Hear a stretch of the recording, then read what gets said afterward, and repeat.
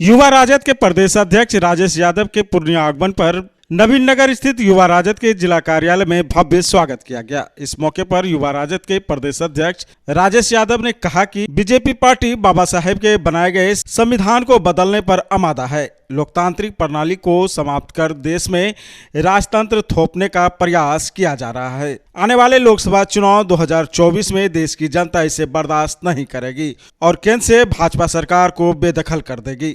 वहीं हम पार्टी पर प्रहार करते हुए जीतन राम मांझी पर बोलते हुए राजेश यादव ने कहा कि हम पार्टी के प्रमुख जीतन राम मांझी केवल अपने परिवार के नेता हैं। उन्होंने अपने पूरे राजनीतिक जीवन में किसी भी दलित को आगे बढ़ाने का काम नहीं किया है, बल्कि उसे ठगने का काम किया है। उनके महागठबंधन से चले जाने से कोई फर्क नहीं पड़ेगा। उसको तो सब सीटवा हारना है तो आज बांटे जाए, कल बांट ले, उसे क्या अंतर पड़ना है?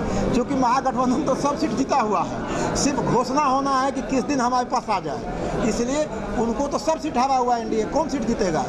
कहाँ से जीतेगा?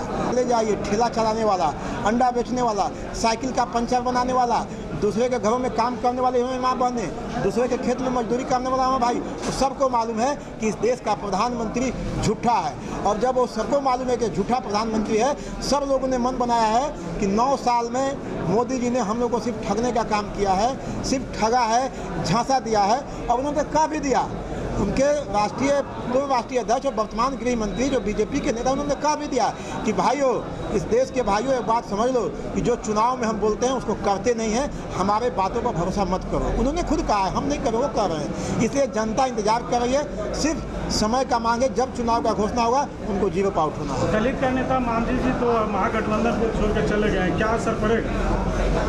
दलित का नेता? अरे वो अपने बेटा का नेता है, वो तो बेटा का, अपने समधिनी का नेता है। दलित का नेता कहाँ से है? दलित का नेता तेजस्वी जी हैं, लालू जी हैं, नीतीश जी हैं, दशरथ मांझी इस देश के आइकॉन हैं। और दशरथ मांझी को किसने सम्मान दिया? भगवतिया देवी को किसने सम्मान दिया? समता देवी को किसने सम्मान दिया?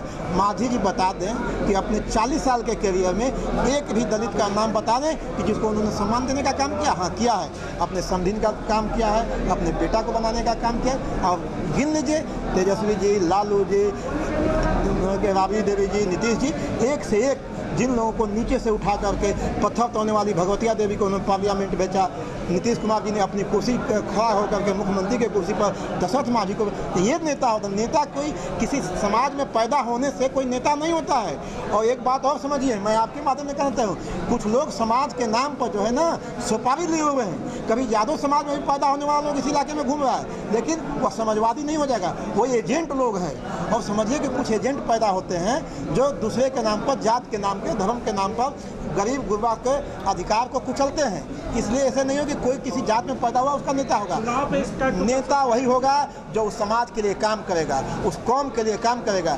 दलित समाज, अति पिछड़ा समाज, वंचित समाज, महिला समाज, आदिवासी समाज को जो हक और सम्मान दिलाएगा, वही उस समाज का नेता होगा। पूर्णिया का युवा राष्ट्रीय जनता दल के सभी प्रखंड अध्यक्षों का, जिला के पदाधिकारियों की बैठक है। और इस बैठक में हम लोग रणनीति बनाएंगे कि जो हम लोग की मांग है, जो राष्ट्रीय जनता दल की मांग है कि देश में जातीय जनगणना हो, नई शिक्षा नीति जो भारत सरकार ने लाई है वह नई शिक्षा नीति वापस हो, और जो बेतहाशा महंगाई है इसको काबू में किया जाए। इसके लिए राष्ट्रीय जनता दल लगातार लड़ाई लड़ रही है। इसके पहले भी आप लोगों के बीच 5 जून को भी युवा राष्ट्रीय जनता दल की तरफ से महाधरना का कार्यक्रम किया गया था।